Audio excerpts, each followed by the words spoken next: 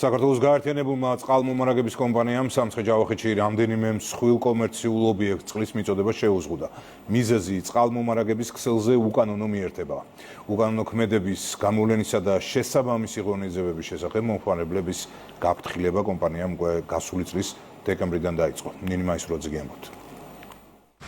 სასმელი წყლის ხარისხის გაუარესების გაზრდილი რისკი, წყლის დანაკარგები და ქსელში წნევის ვარდნა. სამცხე-ჯავახეთში წყალმომარაგების ქსელზე უკანონო მიერთებების ფაქტები გამოვლინდა. შედეგად ახალ ქალაქსა და ნინოწმინდაში მოქმედ ათობით მსხვილ კომერციულ ობიექტს წყლის მიწოდება შეეზღუდა. გაერთიანებული წყალმომარაგების კომპანიის კანონიერი გადაწყვეტილება რესურსების სამართლიან გადანაწილებასა და მოსახლეობის უსაფრთხოებას უზრუნველყოფს. მონიტორინგის შედეგად აღმოჩენილია რამდენიმე უკანონო დაერთება, რის საფუძველზეც შემდგარია სამართალდარღვევის ოქმი.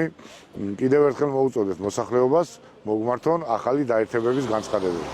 კომპანიებისთვის შეზღუდვები მხოლოდ ტექნიკური შემოწმების შედეგად უკანონო დაერთების დადასტურების შემდეგ დაწესდა. უკანონობის გამოსავლენად შესაბამისი ღონისძიებების შესახებ მომხმარებლები გასული წლის დეკემბრიდან გააფრთხილეს. ობიექტებს სარეგისტრაციო ვადა გასული წლის 8 დეკემბრამდე მიეცათ, თუმცა მოთხოვნები ყველა შემთხვევაში არ შესრულდა. ამას კი შესაბამისი რეაგირება მოჰყვა. მათ განესაზღვრათ გონივრული ვადა აღნიშნული პრობლემების აღმოსახრელად, რომელი ვადის გასვლის შემდგომაც ჩვენ აქტიურ ფაზაში დავიწყეთ მონიტორინგი. გამოვლენილი იქნა არაერთი სამეწარმეო საქმიანობის მქონე ობიექტები, რომლებიც უკანონოდ მოიხმარდნენ წყალს. კანონის შესაბამისად შედგა სამართალდარღვევის ოქმები.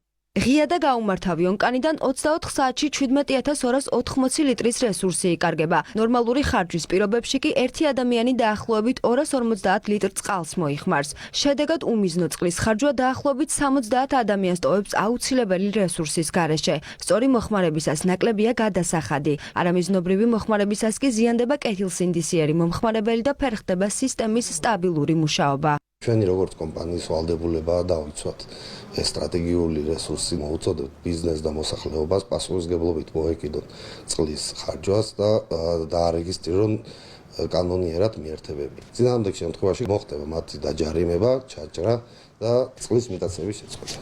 ინფრასტრუქტურის სამინისტროს გაერთიანებული წყალმომარაგების კომპანია უკანონო დაერთებების წინააღმდეგ ღონისძიებებს მთელი ქვეყნის მასშტაბით განაგრძობს. დარღვევების შემთხვევაში კი მოქალაქეებს ცხელ ხაზზე დარეკვისკენ მოუწოდებს.